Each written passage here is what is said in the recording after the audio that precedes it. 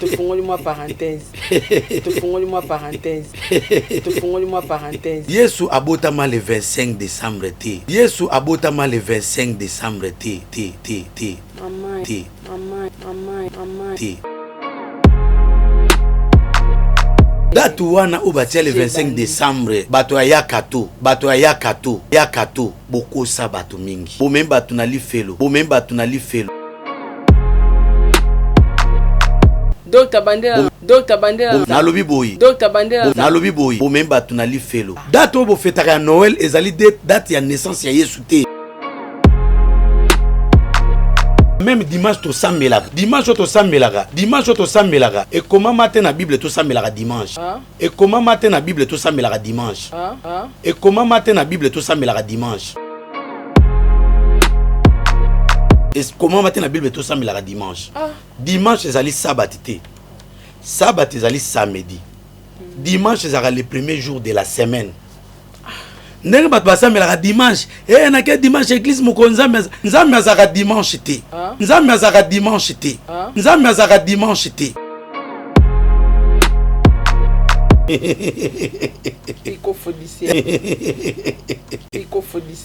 likofo aloba n'importe quoi. Oh non, Jésus-Christ a arrêté sa course en entrant dans un corps humain appelé William Marion Branham.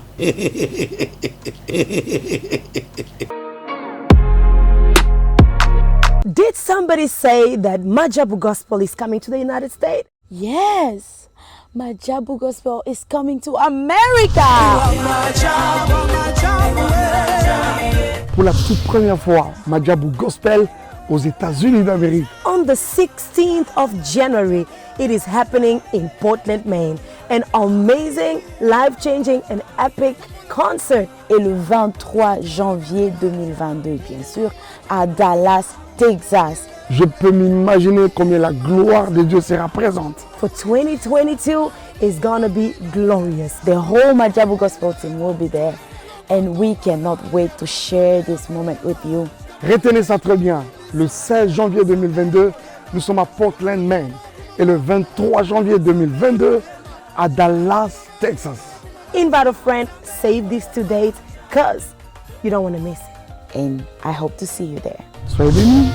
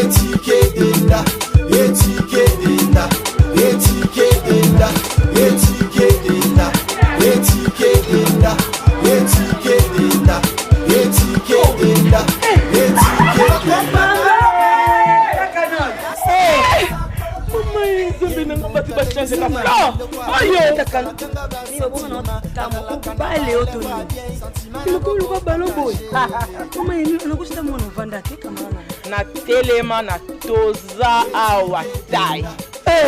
Toza awa tai ya maman Nicole Malonga. Donc aza partout dans le monde. Oh, toza tai le makambe. Maman Nicole Malonga telemi wana. Mima hata sula milaite. Anabuaka na ngatai maman Nicole Malonga makubia. Na kuma kelo mkusi. Sans complexe. Una solinga mezi nyoso linga. Solinga ekokayo. Kota papa. Neviso. Yasika Eyi, avec la nouvelle formule de la pommade Toza Awatai, une pommade à 100% satisfaction, une pommade à base de plantes naturelles, et là pour vous satisfaire bien sûr le femmes, et là pour vous mettre en valeur, pour vos agrandissements de fesses, seins, mollets et hanches, la pommade Toza Awatai est là pour vous satisfaire. Et les hommes, On ne vous a pas bien sûr oublié. La pommade Toza Awa est là pour vos agrandissements et allongements de pénis. Nous sommes sur www.toza.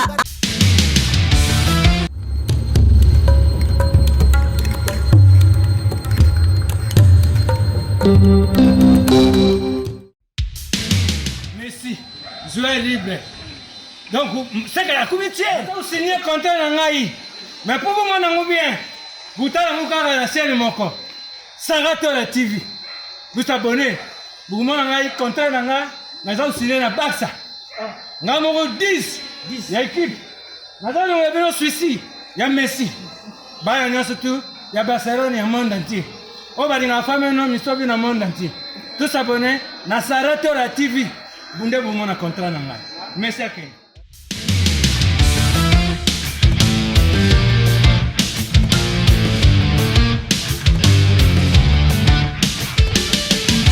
Bienvenue dans votre émission Télé Matin, tranche matinale. Analysons ensemble, réfléchissons tous ensemble avec le docteur Patrick. J'ai dit un grand merci à mon équipe technique. Je vois ingénieur Axe derrière la caméra. Un grand merci à Paul Mukendi, mon Asukayaba Mukendi. Bon délivre, bon seke. J'ai dit merci à l'homme selon mon cœur, Papa Diego Milito. Un grand merci à Bafan Nanganyos Tuba Soutenanga, mes sponsors, Azir, Majabu Gospel, Toza Awatai, maman Nicole Malonga, et pourquoi pas la maman Gina Amatou, hein, motema papa Aaron Amatou, le prince de Dubaï. De big salutations à Amelia Moeba, la privado, et à Orlando Domingos. Hein? Un grand merci pour le groupe WhatsApp nanga président bébé, la présidente maman Nathalie, bande konyos tout boza dans groupe WhatsApp nanga longo nyape bambote na bino parce que bozala wana bozala rapé bokozala toujours wana pour soutenir Sarato la TV. Voilà Montréal na sujet na biso ya lelo et toza na christologie, hein, to suka ki hier na christologie, qui est Jésus-Christ, qui est Dieu, qui est Jésus, qui est Christ, qui est Dieu. Nani, Dieu le Père, Dieu le Fils, Dieu le Saint-Esprit, définition en haut. Est-ce que Zali Kamutumoko, tu es allé 3 personnes. Tu redécouvrir en haut avec le docteur Patrick. L'homme de la connaissance. Babi Maye Lewana. Au cause de la nom Moussa Nzambe Bako Sote. Mais il faut zamaye le pays.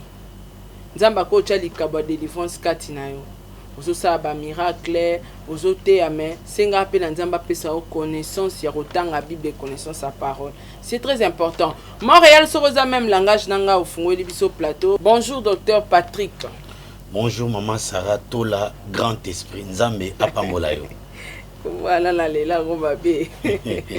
Bonne santé docteur. Oui, santé za bien nangona Nzambe, merci na opportunité oyo pesi biso koya na plateau na oya kitoko ko analyser ensemble, ko réfléchir ensemble pour na ko sauver peuple de Dieu. Bible zo ba que mon peuple périt faute de connaissance. Ngana lo baraboy. Nzambe lo ba les jours de l'homme seront de 120 ans. Motako ça 120 ans sur gaza na connaissance. Parce que na kata connaissance ko yeba nini sengel olia, place ni sengel ofanda. Nzambe nini esengel o adorer, c'est alors que nous revivre 120 ans à ta esprit de mort et gozoaote. Mon peuple périt faute de connaissance. Alors émission eza pona kolonga bat na ignorance. Bat ba kuma na connaissance, ba kuma na lumière. Somme ta kuma na connaissance à ko diriger, à ko dominer. Donc eza émission moko très importante. Vraiment félicitations. Nzambe apamolayo na initiative malam ou na pas mol ba cameraman o bazo filmer biso bimisa biso ba image ya bien.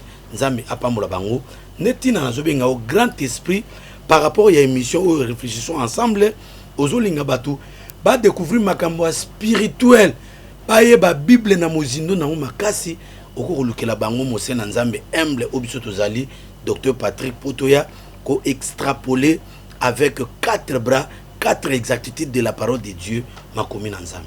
Merci beaucoup docteur Patrick. Hier tosuka ki na christologie et tozonga suka na début à christologie. Hein pour le but tozaki moi to koma idea na suka to koma ko citer na émission na biso, émission mobimba lelo eza penda christologie. Parlons de Jésus-Christ. Merci beaucoup maman Sarah. Omoni nazoka ba chair de poule. idée oyo euti wapi kolobela mambo ya Christ, mambo ya Christologie ezosanga ba chair de poule. Nazo senga na oza na ndako ozolanda biso. Zwa papier na yo, zwa bic na yo, okoma makambo parce que c'est très important. Okobenga nga na numéro za affiché, soko zwinga te obenga Mama Sarah pour na ko expliquer yo plus makambo ya Christologie. Mama Sarah na binzambe ya pambolo pourquoi? Au comme une intention qu'on a sauver peuple de Dieu. Nous avons une sémence il y a ba prophétesse na kat na yo. Amen. Parce que idée oyo ya Christologie émission na zo ebisa yo. Et l'équipe émission nyo soto sala pe ko salaka. Parce que étude ya Christ, ce que muto ebi Christ véritable, vient à sauver. Muto keli feloté, muto kende lola, muto pambola mi awa na siècle présent. Vraiment. Alors eza émission moko tellement grande. Ah, Nzambe apambola yo. Na ko sambela Nzambe po Nzambe a circoncire mato ya bato. Nzambe a circoncire bato bazolanda biso. Olanda na engebene. Soko comprendre o bandele mission 2 fois 3 fois. Na ko zala précis avec exactitude, na ko pesa ba verset biblique. Na ko lobaka ka wolo wolote po bato ba olanda biso. Ba doctrine belé batelema makambo. Ba doctrine belé ba biye swazaka mwana Nzambe ko za Nzambe te. Bande ko ya musée obi religion wana ya musée ko biso tanga biso kombote ba ba lata ka banane milaiwa ba ya musée bango kutu soko bike no Yesu za Nzambe ba bomi yo po bango ba bomaka ba ya musée Yesu za prophète bango ba bakaza prophète asuki wana eza na religion mususu ya kimba ouais na otanga kombote ya kimba vous comprendre bango ba bimisa Jésus ote Jésus pe abota mai côté na bankuna Saint-Esprit abota mai côté na bankuna Dieu le Père peut botam ne pas pas fêter Noël le 25 côté ba on peut pas na date na bango bato ya kimba ozomona alors ba religieux belé to ça ba ya kato bango peut bazana ba bimisa Jésus bébé on a botama le 25 ndeye wana Jésus le 25 abotami donc c'est que le 25 ezara to fongoli moi parenthèse voilà kota ba ya kato mais c'est que le 25 non le 25 décembre il y a Noël au Batunios tout baïbaké et ça jour il y a mbotama ya Jésus Christ de Nazareth. Yesu abotama le 25 décembre té. Date wana au batia le 25 décembre. Bato ya kato boko sa bato mingi. Bo même bato na li felo. Donc ta bandela. Bo même bato ya kato boko. Te bandela nanuke Yesu akubotama le 25 décembre. Na lobi boyi. Yesu abotama le 25 décembre té. Voilà. Date au fêtera Noël ezali date ya naissance ya Yesu té. Omoni parce que fungoli parenthèse. Na mukili ezaki na grande puissance. Te to vanda na na parenthèse wana tozo lukato e baki Jésus Christ. Mbotama na eza important. Jésus Christ. Donc mbotama na e ba na biso le 25 décembre. Loka tozo parler de Jésus Christ de Nazareth. To yeba peso ka botama wapi. C'est très important. Merci beaucoup. Ezaki na 4 pouvoirs. Pouvoir liboso ezaki empire Babylone. Tant empire Babylone et Kabwani parce que mon sapio koma ki na mire mène tekel parsin. Daniel a expliqué à moi alubi il a ici l'Éternel a pesé, il a compté, il a divisé na bouton na roi Babylone a kufaki et comme empire Mède-Perse. Tant que le Mède-Perse c'est comme empire grec. Tant que le empire grec et comme empire romain. Empire romain au Kabwana, empire romain d'Orient, empire romain d'Occident. Na classe au Kimaki italien. Ma solo en zone ma solo ya classe. Même na Bible pe voilà. Na Bible pe ba mentionner yango. Alors et comme qu'une époque où Rome moutazo dirigeait Mokili. Parce que Babylone ils ont dirigé 127 provinces. Il y a 127 pays. Bah na Afrique awa na Europe ba bengi septentrion à cette époque-là, Afrique n'époque où ba benga ki midi et Orient ndezaki okaniti Asie. Bazol be Occident et les États-Unis parce que c'est une nouvelle terre qui a été découverte par la mingité et puis battu mususu. Ozomon. Alors, ba Romain le quoi ba bande ko diriger Mokili. Ba Romain professeur bimaki na livre à Daniel. Ba lobi na livre à Daniel, ba biboui. Ils oseront à changer la loi et le temps. Nako ebiso même bato ya kato. Obi ke na ni na bango malongi. Malongi ya kato, et ça mana ya kato. 10 commandements où ils ont malongi wana ezaka lukuta ezaka 9. Moko ezala raté. Bato ya kato. bazwa commandement mo bakomisa mibale balongola commandement moko commandement balba que non tu n'adoreras pas les représentations qui représentent Dieu dans les cieux sur la terre nasema bele batoya kato balongola commandement wana bazwa deuxième commandement bakomisa mibale selon la prophétie de Daniel eux commandement que non ils oseront à changer le temps et la loi ba changer na nous loi malongi nyoso to esalama na yakato okoyeba te soki na ele buku ya malongi awa malasima yaka na ngona kolakisa yo soki na ele buku ya malongi awa na ele 10 commandements exode 20 to bani ko comparer ndenge exode de lobby 1 2 3 4 5 6 tina 10 au moins que no buku ya malongi ya yakato eza 9 commandements batu bayebaka likambo wana te ifo yaka en émission ya saratola balongola kaka oyo okwadore beke côté balongola yango et puis na buku ya malongi ya bayaka to okoyeba te okoza dise oyeba te bato bafana kuna batanga yango ti bakomprena pete axipianga big parce que afungole linga émission mususu ezoya toko parler sur Marie mère de Jésus et puis toko parler sur Marie Valencia toko parler sur grotte toko parler sur ekeko oyo ba utilisaka comme maman Marie et pas bayakato wana na ko expliquer bino makambo ya Diane na Nimérode to lobelango OK Nimérode na Diane déesse Diane donc toi na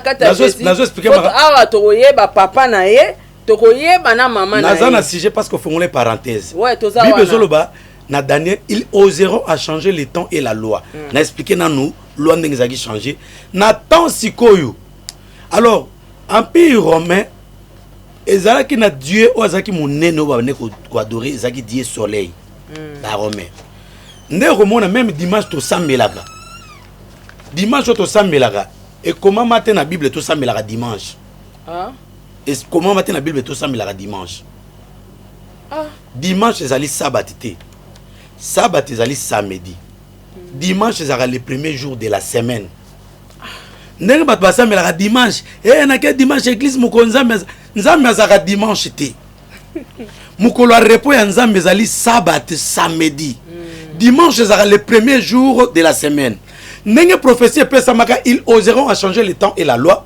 nde baromain bayakato bachanger nga na tangi te na bi bayakato nde sikoyo baye kochanger loi baye kochanger mpe na temps balongoli sabbat oyo ezalaki spirituel samedi baye kotia sikoyo dimanche na anglais Sunday elakisi son elakisi moi day elakisi jour Sunday les jours du soleil donc ba imposer na mokili parce que bazaki na pouvoir ya ko diriger 127 provinces cela veut dire 127 pays baza na pouvoir ya ko contrôler au moins même sur ba apôtre ba okanga bango na Israël faut ba sambati na Rome même Jésus Christ ba romain mutu ba bomaka ye ba sete ba bete ba sete ba romain alors ba ko changer temps ba longoli sabat ne église ba ko tia que non esamelaka mokola dimanche na ko le même mambo Saint Valentin na ko le même mambo ba horoscope awa na ko le même mambo ya ba constellation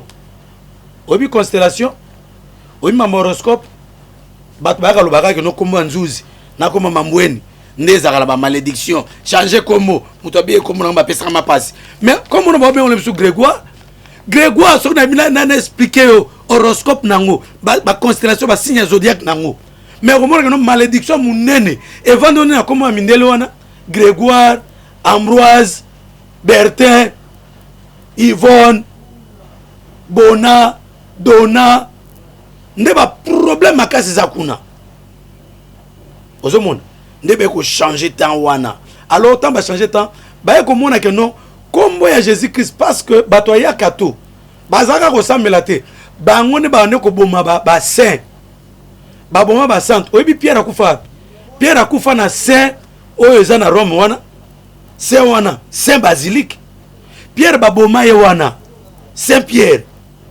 et lokola ba boma ya tie mutu na sema ko likolo lokola Jésus alobaki que non sur toi Pierre je bâtirai mon église babi bon lokola to bomi awa Yesu apesa ke promesse ya bâtir église que toi ton église awa ne batongi Saint Basilique baye ko josko mukolo parce que babane ko martyriser bango mutu baboma Étienne ba Romain bango mutu baboma baye ko bamema prophète Jean petit frère Jésus-Christ ba meme na île de Patmos c'est ce que bangando ba ke ko isoler kuna po akufa nde kuna zui révélation ya Apocalypse bango ne mutu baye ko fixer date oyo bon tout ça que non le 25 baye ko koma lwa neti religion ce qui to commune eschatologie mama ekoyinda awa na émission na yo kolbe mamu eschatologie kolbe makambo antichrist kolbe makambo ya antichrist kolbe makambo ya faux prophète kolbe makambo ya bête kolbe makambo ya lèvement na ba grande tribulation kolbe makambo ya guerre Armageddon ya Gog et Magog tout ça awa na kate émission na yo c'est vraiment hyper formidable parce que les gens seront bénis versés dans les écritures débé au fixé date wana le 25 pour que nous bat commémoraka motama ya Yesu botama le 25 té. C'est alors que pour nabiso ba chrétien ils ont deux tendances. Tendance mususu le 25 décembre bango baboya ke no Yesu botamité. Mais pour na ba chrétien mususu balobité malgré tout hein ba kumisa koma mokonzi na biso Jésus-Christ parce que monde entier ezala ba chinois ezala banane mukolongo ezala férié bo sala té pour na ko adorer naissance à Jésus-Christ. Alors malamu kutu ata koma Yesu esa nini etangama emata tendance so albike no ba adorer té pour ni parce que Noël les a la signification de non Noël non cela veut dire négation non anglais té elle est la Nzambe cela veut dire les jours sans Dieu. On a ma tendance so ba chrétien so habité Noël est l'accepter bon côté parce que no likolo nango Noël non nango za na deux points moko bo wana likolo c'est que no wana za anglais donc confusion na confusion mais na nyo surtout wana quand même journée wana ba ka okumisa mokonzi na biso ayaka koyebana parce que sango ne fait kende eza ba pagano eza bato ya kato eza bato ya kimba eza bato ya musée bato nyo surtout wana ba ka ko adorer Jésus-Christ de Nazareth. Alors na zongi na question tunaki qui est Jésus? Jésus cela veut dire Yehoshua. Na munoko mboka na bango. Docteur Nakatio Malobate, bande ko batika na point d'interrogation. Jésus-Christ abotama le 25 décembre té. Abotama journée. Jour où Jésus abotama, Jésus est dans la famille naïd. Jésus c'est un homme, un être spirituel. Jour où on a reçu son émission monsieur. Parce que ils ont la petite et belé. Au moment net par exemple les Pâques. Pâques bato bika no Pâques eza Pâques menga na koya boye. Babika no Pâques oya bana Israël babimaki nango, tamba babimaki na Égypte, ezaki Pâques el boso, Pâques mbaleza ya Jésus-Christ. Menga ina kate émission na rolba no Pâques eza na 4 sortes ya Pâques.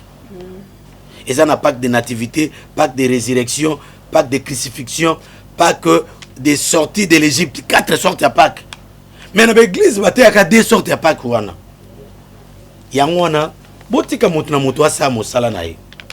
Prophète zala prophète, pasteur zala pasteur, docteur aya pona ko éclaircir bana nzambe ba yeba makambo. Yo nazo ebisa yo ozolanda biso papa pe mama. Connaissance eza na pouvoir. So comme na connaissance okufa te. Ozala ma difficulté parce que connaissance ozana ngote. Mais lelo soko yebi Yesu Kristo na ba dimension na ye nyonso tu.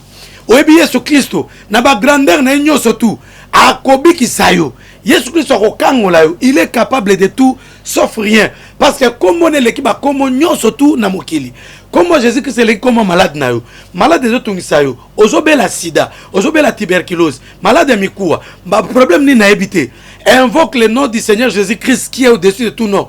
La Bible dit quiconque invoquera le nom du Seigneur sera sauvé. Ozala mon pagan, ozala nani, soko beleli comme Jésus Christ, il est capable de te sauver. Nous sommes ses ambassadeurs. Appelez-nous au numéro qui est affiché là-bas. Nous allons invoquer Jésus-Christ pour toi. Tu cherches les documents, tu cherches le mariage, tu cherches l'emploi. Appelle-nous. Nous allons invoquer le nom du Seigneur Jésus-Christ et tu seras délivré. Alors le nom de Jésus-Christ, Christ est là qui si ouais, mon pakolami. Alors comme Jésus na Israël, les gens comme batunyo, les gens Sarah, les gens Marie, les gens Bernadette, Yehoshua. Comment Yehoshua et la qui s'est osé. La Bible est un prophète moko moné osé. Mais signification nous soit la qui si sauveur. Sauveur la qui si Emmanuel. Emmanuel est la qui si Dieu parmi son peuple. Donc déjà comment Jésus-Christ va comprendre et ça a dit. Et ça déjà Dieu. Or Dieu n'est pas un nom propre, c'est un nom commun. Déjà na appellation comme Jésus c'est-à-dire que nous un Dieu. Mais dans le de développement émission Nabiso, tu comprends que Jésus-Christ est le véritable Dieu, le créateur du monde. On dit et ça, la frère Moko Boye, l'icofo du ciel, l'icofo. L'icofo du ciel. L'icofo. Alors, n'importe quoi. Oh non, Jésus-Christ a arrêté sa course en entrant dans un corps humain appelé William Marion Branham. Il y a un moment où frère Wanto et Maron soutient l'église. L'icofo. Parce que le Bible a raté. Jésus-Christ a arrêté sa course. Toroya a la religion. Aussi malem ce que nous colonna doctrine ba témoin de Jéhovah. Na expliquer ba fausseté na bango. Aussi même comme sous ba nani batoya kato. Surtout bango. Tokotanga makambebele titi na bango ba auteur ya écuménisme.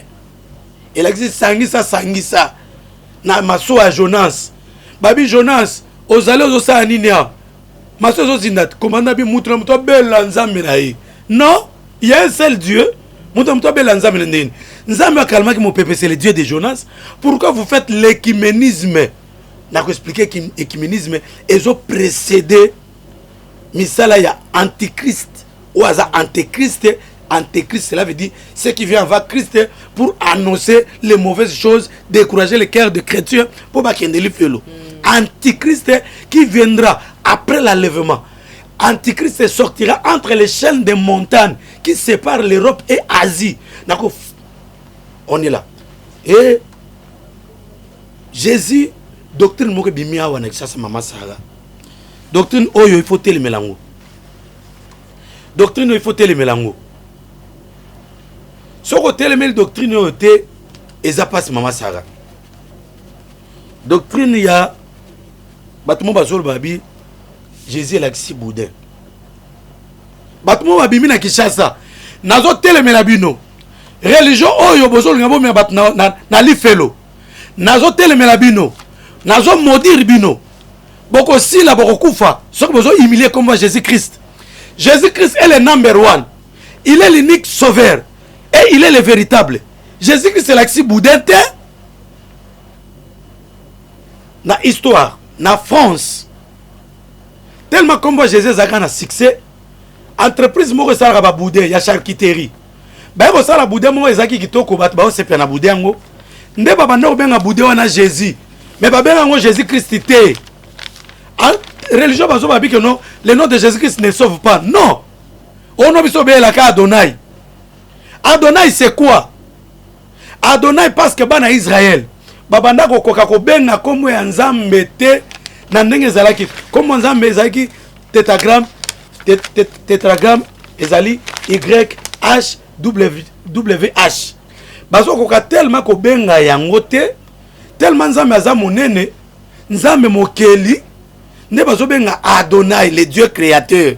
En réalité Adonai comme ezali YHWH bazo banga ko benga parce que comme nzambe bando saka na ngote nzambe yango Jésus-Christ bino bozo le na télévision bozo le ba que non Jésus-Christ c'est ça boudin te tanga na dictionnaire na yo bimisa dictionnaire ezaka na ba premier degré deuxième degré troisième degré à ba définition et puis dictionnaire ba ka ko définir pe par rapport ya ba science par rapport à ba domaine au moins ba komi que notre définition oyo ezali par rapport à domaine tel.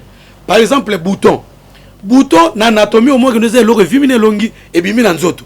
Mais bouton na couture ezali ba bouton zo kanga chemise. Ozomona na chaque définition par rapport à domaine ezola tapé connotation mosusu. Donc na troisième degré, il y a définition, il y a mot Jésus entre parenthèses, comme Jésus, religion. Une autorité spirituelle que les chrétiens adorent. Il s'appelle Jésus-Christ. Même maintenant, les occultistes, les chercheurs, les définition liboso, et ça boudin, il y a mis balé, il y a mis satou, comme religion, ne peut définir Jésus-Christ de Nazareth, azali moutou, les chrétiens, les adoraka. Alors, il y a une doctrine, na Kishasa, au na télévision, au n'importe quoi. Mbongo na yotikete kauka. O lika na TV wana. Nzambe akobeta yo. On se manque pas de Dieu. Ce qu'un homme aura s'aimé, il le mentionnera. Jésus-Christ est le véritable. Merci beaucoup, docteur Patrick. Jésus-Christ a un nom propre à Dieu. Jésus-Christ de Nazareth a un nom propre à Dieu. C'est ça? Oui. Nazo lingana tanga na Apocalypse awa. Eloko ba kritika ndeko Marie Misam. Oyi Marie Misam ba finga makasi. Sir Marie Misam ba finga makasi. Balbi asalaka erreur. Na nzembo na ye. Nzoka ndeko Marie Misam asalaka erreur te. Azaka na dimension ko sala banzembo mwana mwasi wana. Nzambe apamula mulimu nevana na kimia. Mais bato ba comprenaka ete. Marie Misam azali mwana ya pasteur Shadrach. Pasteur Shadrach a un grand prédicateur, un conférencier de taille. Marie Misam Moembi, les 4 êtres vivants, bafandi na kiti na yonzambe, bazali kotatola, ozamonene, yawe kumama. Les 4 êtres vivants, bafandi na kiti na yonzambe, bazali kotatola, ozamosantu. Babie, Marie Misam alobi mabe, ba 4 êtres vivants, bazo fukamela, pour la Bible côté mon 4 êtres vivants. Bazo fukama. Mais yo suka wana te. En Apocalypse chapitre 4 verset 6 c'est le biboui. Ah, Marie Samuel baki lo banzambe. Il y a encore devant le trône comme un mer de verre, semblable à du cristal. Au milieu du trône et autour du trône, il y avait 4 êtres vivants remplis d'yeux devant et derrière. Au milieu du trône, au même moment, autour du trône, il y avait 4 êtres vivants. Atona misu. Misu est à la liboso, misu est à la sima. Si 4 êtres vivants, nani ozokumisa nani, nani ofana kiti, nani ozanase. Parce que 4 êtres vivants, bangon au même moment, bazanase, bangon na bafandi pe na likolo. Maintenant, ndenge boko critiquer Sœur Marie Misam. Sœur Marie Misam, na nzembo ta ezaki mukuse, ya ko expliquer yango nga docteur Patrick, na zo expliquer awa ezali nzambe ye moko Yesu Christo. Regarde ici. Balobi, le premier être vivant était semblable à un lion. Lion azanan. Nzambe o aza Yesu Christo kaka ye moko wana. Likola to nezana 4 êtres vivants ba fandi awa na se 4 êtres vivants c'est ba être wana. Ya liboso azali longi lion. Pourquoi longi lion? Jésus-Christ va bengue le lion de la tribu de Juda. Lion wana Samson bomaka tango voyagera kena mboka Timna. Tango azongi akuti mafuta ya nzoi. Ameli albi eloko nini leki malamu kolika mafuta nzoi. Na kati ya lion mafuta nzoi bimi. Or Jésus-Christ est le véritable lion. À la croix, tango akufaki apaswani mafuta ya nzoi bimi ndebiso to biki lelo. Ndebiso to zui guérison. Nde yo benga mwana na nzambe. Nde ozo semble à Jésus-Christ. Et au nom de Jésus-Christ tous les démons fléchissent. Tous les démons tremblent. Aux âmes malades de Belle comme Jésus-Christ, tu es sauvé, tu es guéri. Aux hommes, voilà Jésus-Christ qui est le véritable lion. N'a expliqué la révélation à Lyon. Mais n'a pas prédication en Ngaï. Parce que, ah, on a Sarato la TV, dans un espace, Moussous, oh, et prédication. Heureusement, exhortation à eux. Et tu seras toujours béni au nom du Seigneur Jésus-Christ. Balobi, le second être vivant est semblable à un veau. Et que là, moi, mi balé à bon moi. Ouais, Zakaka Yesu Christo. Pour bien voir que non, 4 êtres vivants, bah, fouka melanzami. Mais bah, que non, 4 êtres vivants, bah, vendre na trône, bah, ça peut nasser. Pourquoi bah, vendre na trône, bah, ça peut nasser? Nous expliquer na nous, bah, être vivant au nan. Y'a mi balé zangombe. Bah, les Israéliens tombent bah, qui na Égypte, bah, ça qui est na terre promise. Ceux qui bah, sel mabé, ma soum na bango pour limisama. Il faudrait bah, bon, ma ngombe, ma kila ngombe et tanga. C'est alors que nous bah, on salut. Donc les ngombe représentaient les sali, mais sali yango ezalaki parfaite, ezalaki complète, ezalaki imparfait. Parce que makila ebande kolonga masumu te, ebande kobomba masumu en attendant mwana moto moko kita. Balobi, le troisième être vivant a la face d'un homme. Troisième être vivant, likolo a trône, peu autour du trône, azale longi ya mutu. Nde na tango akala, na Bible, tango baboka Shadrach, Meshach, Abednego na libula moto. Le roi ekotala, abi oh, n'aviez-vous pas jeté 3 personnes à la fournaise ardente? Mais je vois Shadrach, je vois Meshach, je vois Abednego. Mais qui est la 4e personne?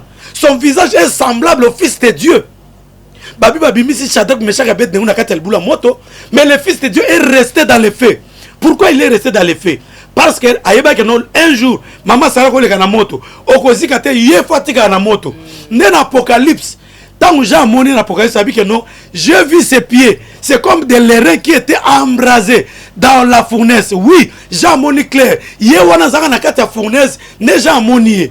Pourquoi troisième être vivant azali longia moto? Et là qui dit que non, ba ange basaki misana ba mba kokite. Ngamo mo na moto sengeni na sanini na ya.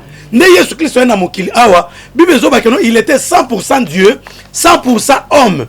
Ne so totangi na Ésaïe chapitre 6 verset 12 Bible zo baboy à la mort des rois Osias le prophète Ésaïe a regardé, il a vu clair dans une vision l'Éternel assis sur son trône et au-dessus de lui il y avait des chérubins qui avaient 6 ailes, les 2 ailes pour voler. Les 2 ailes, il se servait de 2 ailes pour couvrir le visage et les 2 ailes pour couvrir les pieds. Nzambe ba moniye. Nazo expliquer verset au Apocalypse 4. Yango yope autour sur le trône et autour du trône. Awa Isaïa moni Nzambe. Avant na kit neme ba chérubin bazali kolo. Nzambe loko mo ko leke na likolo te. Ezali révélation. Oyo ko lakisa que non plus tard Yesu Christ a kokita na mokili.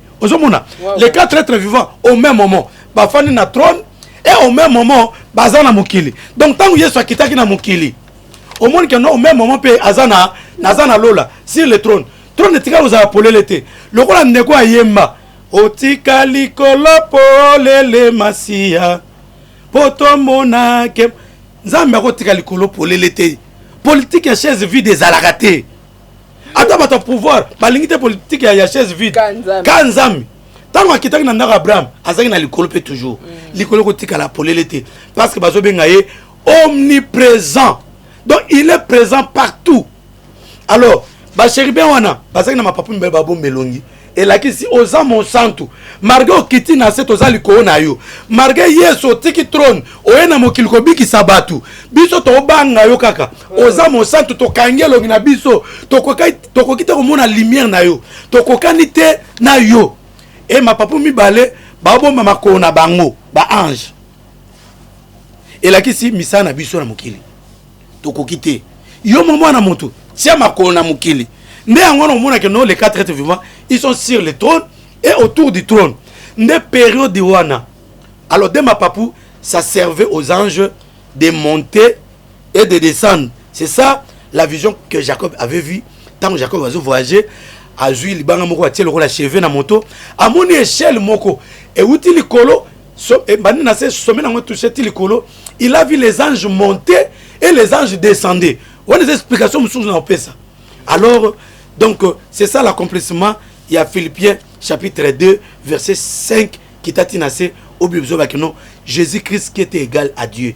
Il n'a pas regardé cela comme une proie arrachée d'être égal à Dieu. Il s'est humilié. Il a accepté la mort.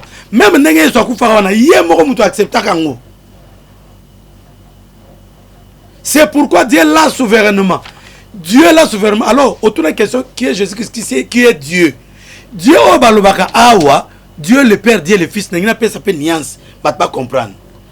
Tant balobaka Dieu le Père, tant il baka Père, exauce-moi. Père est l'accinini, yépe Fils est l'accinini. Père est l'acci, quand Jésus-Christ sort dans le corps humain, il retourne dans le corps spirituel. Il devient Père. Quand maintenant il quitte le corps spirituel, il porte le corps physique, il devient Fils. Néanmoins, la Père, cela veut dire il implore celui qui est en lui, Yango Yesu babi que non. Dieu est en moi, moi je suis dans lui. Mukolomoko moye kolomoko tuni Yesu abi Seigneur. Montre-nous le Père et cela nous suffit. Totam blagana yo. La kisa biso papa. Yo pozo luko yeba Yesu Kristo anzambe to mona nzambe. Ba ye ko ya Yesu. Ba ye ko ya Yesu. Wana eza na Jean chapitre 14 verset 8. Jésus a lobi na Philippe abi Ozol banana l'action tata. Mais depuis longtemps que yotam na Philippe là. Tu n'as jamais connu le Père? Tu n'as jamais vu le Père? C'est lui qui m'a vu. A vu le Père. Car moi et le Père nous sommes un. Moi et le Père nous sommes un. Bon, yo lingo kabla bangpoane. Au motia au fils au Père. So yemo yeso azolo babo yo kate. Bato ba karamakar. O neni mukola kufaka azolo ba o Père pourquoi m'a abandonné? Père il a qu'ici quand Jésus-Christ porte les corps d'incorruptibilité, les corps spirituels, invisibles, intouchables, il devient Père. C'est ça Dieu. Quand il est physique, il est Jésus-Christ. Voilà. C'est simple comme bonjour. Merci beaucoup, docteur Patrick, pour l'éclaircissement. Tu as commis vraiment cité comme on a fait à l'émission Abisso. Mais pourquoi tu vas s'embêter au nom du Père et du Fils et du Saint-Esprit? Amen. Batpazo sambela wana au nom du Père, du Fils et du Saint-Esprit. Batouana lisusu bazoti ya mbulungana. Bande kona biso otubenga ba trinithéiste. Batou ba croire Dieu le Père, le Fils et le Saint-Esprit. Dieu le Père, le Fils et le Saint-Esprit dans Matthieu chapitre 28 verset 19. Jésus a dit sambi ko abi na ba yekoli. Albi allez, faites de toutes les nations mes disciples. Baptisez-les au nom du Père, du Fils et du Saint-Esprit. Maman Sarah. Awa, nous allons expliquer bien. Ceux qui m'ont attendu qui classe bien à comprendre. Ceux qui m'ont attendu qui classe mokulango à comprendre peu makambo te. Tanga malamu zo Bible na papa et maman. Oromona makomi au nom du Père, du Fils et du Saint-Esprit. O ezali a na u. Ezana X na sukate. A na U babenyango article contracté. Ça contracte des articles. Par exemple, Nathan Wakala, français manolobama PMAB, français archaïque. Par exemple, Mutu Alingi, nalobela kan lobi, Mutu Angasenga, Azo Melati, donne-moi de l'été. Et ça français mabé. Tant que vous contractez un mot, et puis ça dit donne-moi du thé, du marché zana féminin. Au gros non, il va à les marchés. Il va au marché. Le O qui porte un X à la fin, cela veut dire, cela implique que le Père c'est une autre personne, le Fils c'est une autre personne et le Saint-Esprit c'est une autre personne. Mais parce que le O, AI, ne porte pas un X à la fin, cela implique que ce soit le Père, le Fils et le Saint-Esprit, c'est une même personne. Bon, bah hier que Jésus-Christ, Pierre au bâti qu'elle a fondé l'église. Pierre au Zaki révélé. Pierre au mouko Saint-Esprit qui tient mouta télémi à Zotéa. Aïbisi batou boye. Na Actes des Apôtres, chapitre 2, verset 38.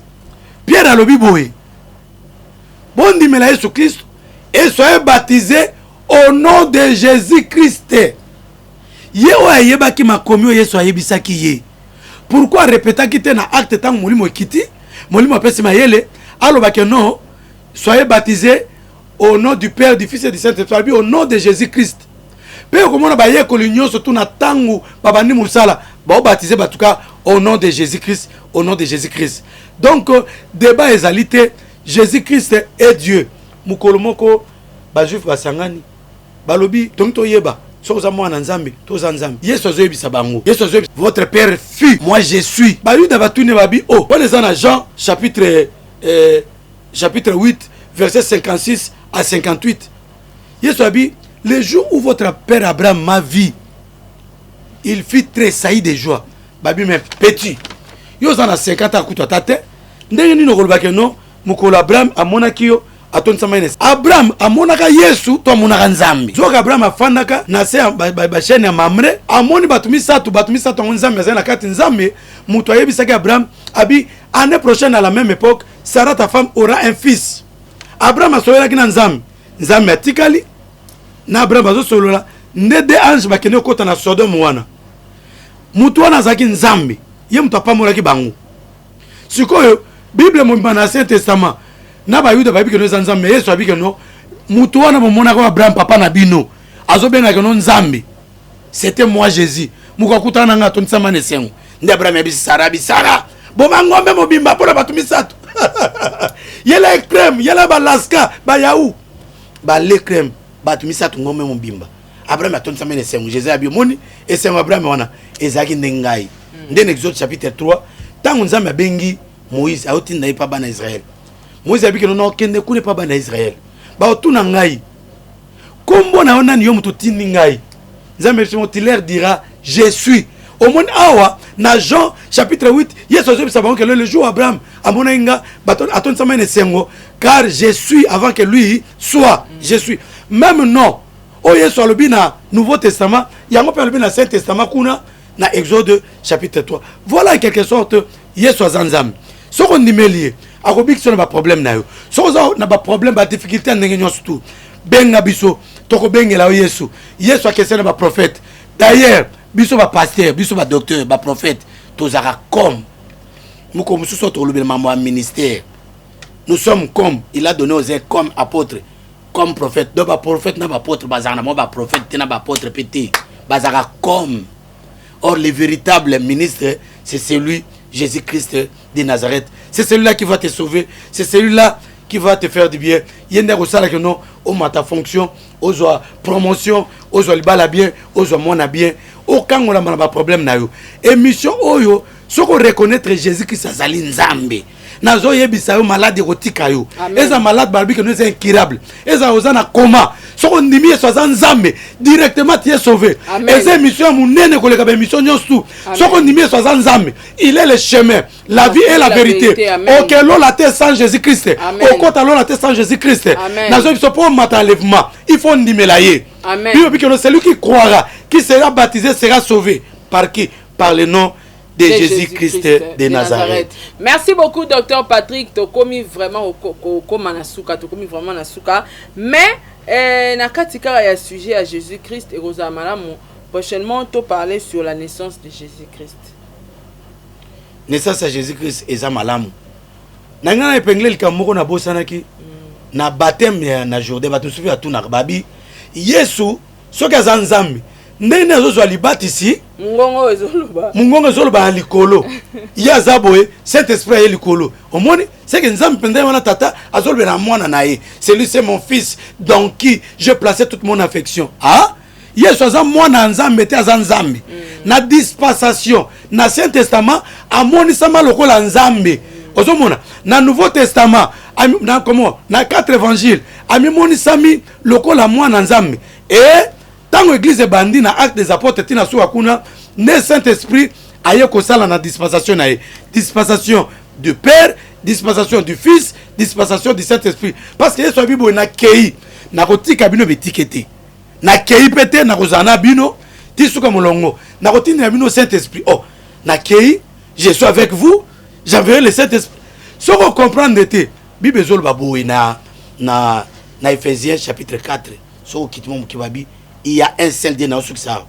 Il y a un seul Dieu qui est parmi tous. Un seul Dieu qui est parmi tous. Nenan. Ne Emmanuel. Dieu parmi son peuple. Un seul Dieu qui est parmi tous. Un seul Dieu qui est en tous. Celui qui est en tous, c'est le Saint-Esprit. Et un seul Dieu qui est au-dessus de tous. Il y a un seul Dieu qui est au-dessus de tous. Un seul Dieu parmi tous. Un seul Dieu en tous. Donc, un seul Dieu qui est le Père Louana, bon moi que nos papas croisent à nefu, Jésus Christ moi na amemakaye, cet esprit roi ndekete, un seul Dieu qui est au-dessus de tous. Oyo bana kolbare no Père, ozo kitisa Yesu. Ba doctrine ba religion ba kitisa Yesu.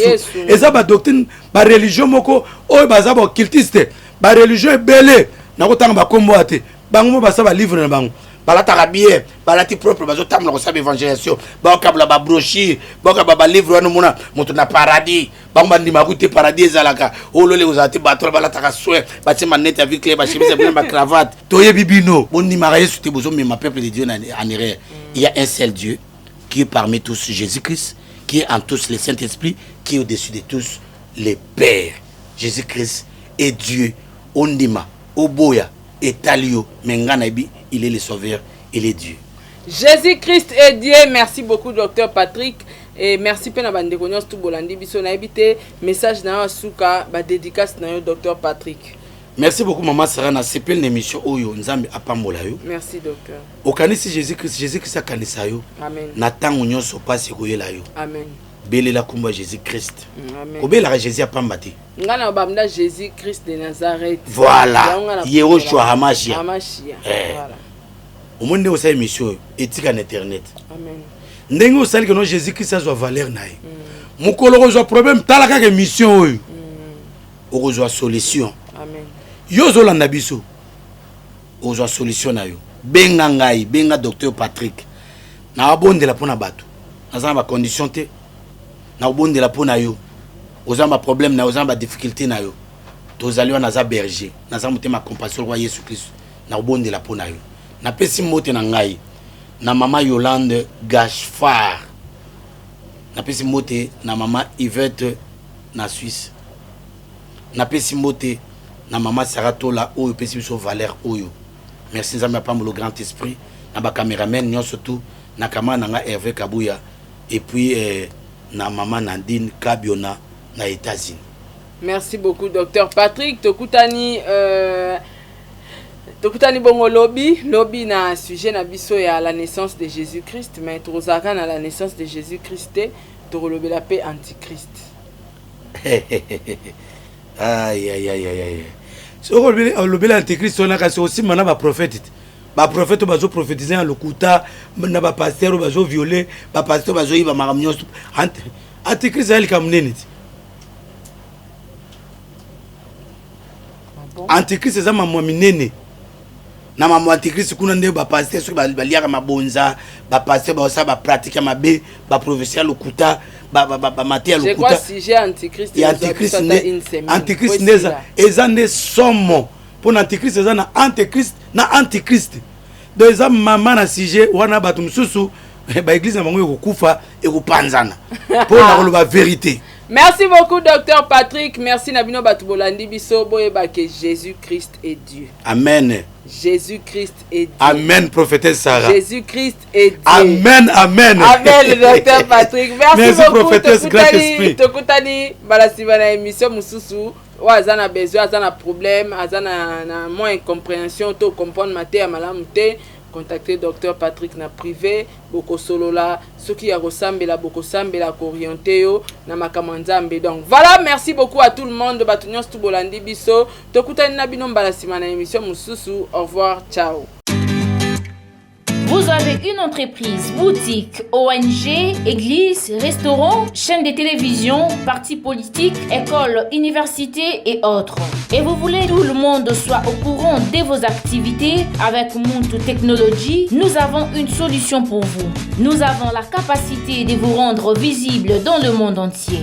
Nous allons créer pour vous un site internet, une application mobile Android, iOS, chaîne YouTube, une page professionnelle de tous les réseaux sociaux, sécurité informatique ainsi que le marketing digital. Et nous allons monétiser tous vos services afin de vous permettre de gagner de l'argent sur Internet.